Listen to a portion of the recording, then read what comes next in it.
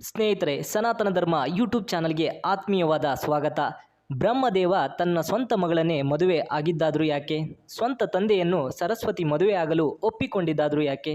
ಬ್ರಹ್ಮದೇವನು ಯಾರೂ ಹೆಚ್ಚಾಗಿ ಪೂಜೆ ಮಾಡದೇ ಇರುವುದಕ್ಕೆ ಕಾರಣ ಏನು? ಬ್ರಹ್ಮನ ತಲೆಯನ್ನು ಈಶ್ವರ ಸಂಹರಿಸಿದ್ದು ಯಾಕೆ? ಈ ವಿಡಿಯೋದಲ್ಲಿ ಬ್ರಹ್ಮ ಮತ್ತು ಸರಸ್ವತಿಯ ಇರುವಂತಹ ಸತ್ಯ ಸಂಗತಿಗಳನ್ನು ನಿಮ್ಮ ಮುಂದೆ ತರಲಿದ್ದೇನೆ. ಈ ವಿಡಿಯೋವನ್ನು ಯಾರು ಸ್ಕಿಪ್ ಮಾಡದೆ ಕೊನೆಯ ತನಕ ನೋಡಿ. ಸ್ನೇಹಿತರೆ, ಬ್ರಹ್ಮನನ್ನು ಜೀವವೃಂದದ ಸೃಷ್ಟಿಕರ್ತ ಅಂತಲೇ ಕರೀತಾರೆ. ಮನುಷ್ಯರ ಹಣೆ ಬರಹ ಎಲ್ಲ ಬರೆಯುವುದು ಬ್ರಹ್ಮದೇವನೇ ಅನ್ನುವ ನಂಬಿಕೆ ಕೂಡ ಹೌದು. ಸರಸ್ವತಿ ಎಂದರೆ ವಿದ್ಯೆ ಬುದ್ಧಿಯನ್ನು ದಯಪಾಲಿಸಿ ಕಲೆಗಾರರ ಕಲೆಯಲ್ಲಿಯೂ ಕೂಡ ಸರಸ್ವತಿಯನ್ನೇ ಆರಾಧಿಸುತ್ತೇವೆ. ಆದರೆ ನಮ್ಮಲ್ಲಿ ತುಂಬ ಸಾರಿ ಕೇಳಲ್ಪಟ್ಟ ವಿಷಯ ಏನೆಂದರೆ ಬ್ರಹ್ಮದೇವ ತನ್ನ ಸ್ವಂತ ಮಗಳಾದ ಸರಸ್ವತಿಯನ್ನೇ ಮದುವೆ ಆಗಿದ್ದಾನೆ ಅಂತ.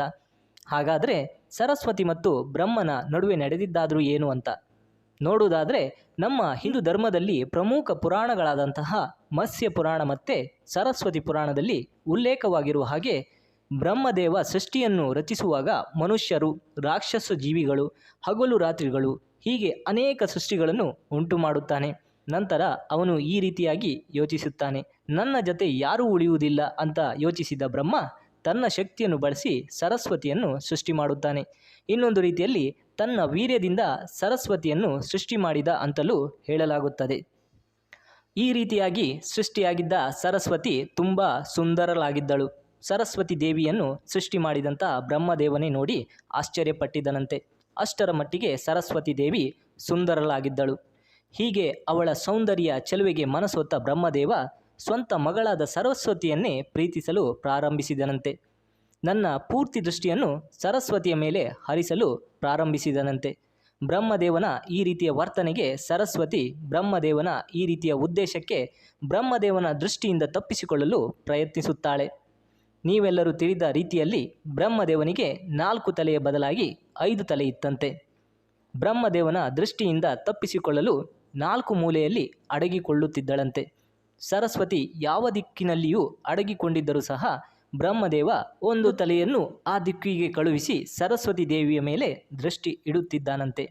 ಸರಸ್ವತಿ ದೇವಿ 4 ದಿಕ್ಕುಗಳನ್ನು ಬಿಟ್ಟು ಮೇಲಿನ ದಿಕ್ಕಿಗಳಿಗೆ ಹೋಗಿ ಅಡಗಿಕೊಳ್ಳುತ್ತಿರುವ ಸಂದರ್ಭದಲ್ಲಿಯೂ ಬ್ರಹ್ಮದೇವ ಆವಾಗಲೂ ತನ್ನ 5ನೇ ತಲೆಯಿಂದ ಕಂಡು ಹಿಡಿಯುತ್ತಿದ್ದಾನಂತೆ. ಇದರಿಂದ ಬೇರೆ ದಾರಿಯೇ ಕಾಣದೆ ಸರಸ್ವತಿ ದೇವಿಯು ಬ್ರಹ್ಮದೇವನಿಗೆ ಜೊತೆ ಮದುವೆ ಆಗಲು ಒಪ್ಪಿಕೊಳ್ಳುತ್ತಾಳೆ. ಹೀಗಿರುವಾಗ ಬ್ರಹ್ಮದೇವ ತನ್ನ ಮಗಳು ಎಂದು ಭಾವಿಸದೆ ಸರಸ್ವತಿ ದೇವಿ ಚೆಲುವೆಗೆ ಮಾರು ಹೋಗಿ ಮದುವೆಯಾಗುತ್ತಾನೆ. ನಂತರ ಅವರು ಒಂದು ಜಾಗಕ್ಕೆ ಹೋಗಿ 100 ಕಾಲ ಪತಿ ಪತ್ನಿಯರಂತೆ ಜೀವಿಸುತ್ತಾರೆ. ನಂತರ ಇಬ್ಬರ ಸಮ್ಮಿಲನದಿಂದ ಮನು ಎಂಬ ಮಗುವಿಗೆ ಜನ್ಮವಾಗುತ್ತದೆ. ಈ ರೀತಿ ಬ್ರಹ್ಮದೇವ ತನ್ನ ಸ್ವಂತ ಮಗಳನ್ನು ಮದುವೆಯಾಗುತ್ತಾನೆ ಎಂಬ ಉಲ್ಲೇಖಗಳು ಹಿಂದೂ ಧರ್ಮ ಪುರಾಣಗಳಲ್ಲಿವೆ. ಮತ್ತೊಂದು ವಿಷಯ ಏನೆಂದರೆ ಬ್ರಹ್ಮದೇವನನ್ನು ಯಾರೂ ಹೆಚ್ಚಾಗಿ ಪೂಜಿಸುವುದಿಲ್ಲ.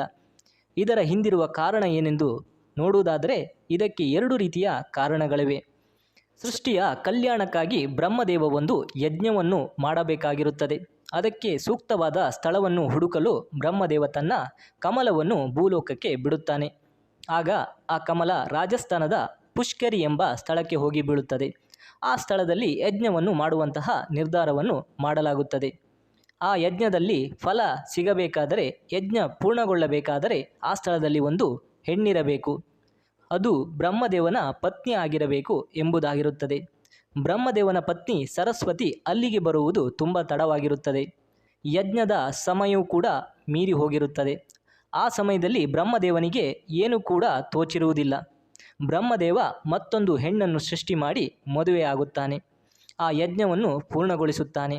ಅಲ್ಲಿಗೆ ಬಂದ ಸರಸ್ವತಿ ಬೇರೆಯವರೊಂದಿಗೆ ಮದುವೆ ಆಗಿರುವುದನ್ನು ಕೊಂಡು ಸರಸ್ವತಿ ಕೋಪಗೊಂಡು, ನಿನ್ನನ್ನು ಈ ಲೋಕದಲ್ಲಿ ಯಾರೂ ಸಹ ಪೂಜಿಸುವುದಿಲ್ಲ, ನಿನ್ನ ಯಾವ ಕಾರ್ಯದಲ್ಲಿಯೂ ಸಹ ನೆನಪಾಗುವುದಿಲ್ಲ ಎಂದು ಶಾಪವನ್ನು ಕೊಡುತ್ತಾಳೆ.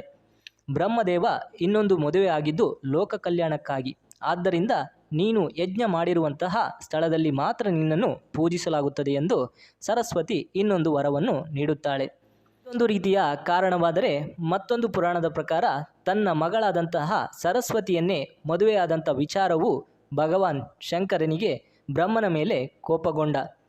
ಶಂಕರನು ಬ್ರಹ್ಮನು ಮದುವೆಯಾಗಿದ್ದು ಧರ್ಮದ ವಿರುದ್ಧ.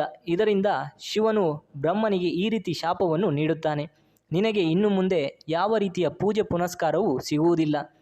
ಈ ಕಾರಣಗಳಿಂದ ಬ್ರಹ್ಮದೇವ ಸೃಷ್ಟಿಕರ್ತನೇ ಆಗಿದ್ದರೂ ಮಾಡಿದ ತಪ್ಪುಗಳಿಂದ ಬ್ರಹ್ಮದೇವನನ್ನು ಯಾರೂ ಸಹ ಪೂಜೆ ಮಾಡುವುದಿಲ್ಲ ಎಂದು ಹೇಳಲಾಗುತ್ತದೆ. ಇನ್ನು ಇಂದಿಗೂ ಕೂಡ ರಾಜಸ್ಥಾನದ ಪುಷ್ಕರಿ ಸ್ಥಳದಲ್ಲಿ ಬ್ರಹ್ಮನನ್ನು ಪೂಜಿಸಲಾಗುತ್ತದೆ. ಬ್ರಹ್ಮನಿಗೆ ಮೊದಲು 5 ತಲೆಗಳು ಇತ್ತಂತೆ.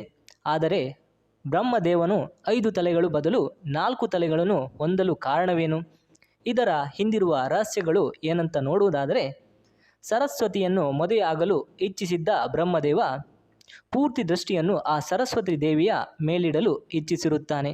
ಸರಸ್ವತಿ ದೇವಿಯು ಯಾವ ದಿಕ್ಕಿನಲ್ಲಿ ಹೋದರೂ ಸಹ ಬ್ರಹ್ಮದೇವ ಒಂದೊಂದು ತಲೆಯನ್ನು ಆ ದಿಕ್ಕಿಗೆ ಕಳಿಸಿರುತ್ತಾನೆ. ಸರಸ್ವತಿ ದೇವಿ ಬ್ರಹ್ಮನ ದೃಷ್ಟಿಯನ್ನು ತಪ್ಪಿಸಿಕೊಳ್ಳಲು ಶಿವನ ಹತ್ತಿರ ಹೋಗುತ್ತಾಳೆ.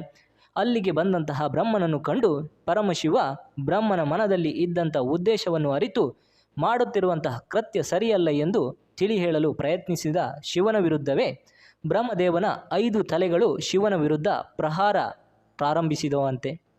ಅದರಿಂದ ಕೋಪಗೊಂಡಂತಹ ಪರಮಶಿವ 5 ತಲೆಗಳಲ್ಲಿ 1 ತಲೆಯನ್ನು ನಾಶ ಮಾಡಿದನಂತೆ. ಅಂದಿನಿಂದ ಬ್ರಹ್ಮದೇವನಿಗೆ 5 ತಲೆಗಳ ಬದಲಾಗಿ 4 ತಲೆಗಳನ್ನು ಹೊಂದುತ್ತಾನೆ. ಇದಿಷ್ಟು ಬ್ರಹ್ಮದೇವ ಸ್ವಂತ ಮಗಳನ್ನು ಯಾಕೆ ಮದುವೆಯಾದ? ಬ್ರಹ್ಮದೇವನನ್ನು ಯಾಕೆ ಹೆಚ್ಚಾಗಿ ಪೂಜಿಸುವುದಿಲ್ಲ? ಬ್ರಹ್ಮದೇವನ ರಹಸ್ಯಮಯ ಮಾಹಿತಿಯನ್ನು ಇದಾಗಿದೆ. ಈ ವಿಡಿಯೋ ಇಷ್ಟ ಆದರೆ ದಯವಿಟ್ಟು ಲೈಕ್ ಮಾಡಿ, ಹಾಗೆ ಕಮೆಂಟ್ ಬಾಕ್ಸ್ನಲ್ಲಿ ತಪ್ಪದೆ ಹರ ಹರ ಮಹಾದೇವ ಎಂದು ಟೈಪ್ ಮಾಡೋದನ್ನು ಮರಿಬೇಡಿ. ಧನ್ಯವಾದಗಳು.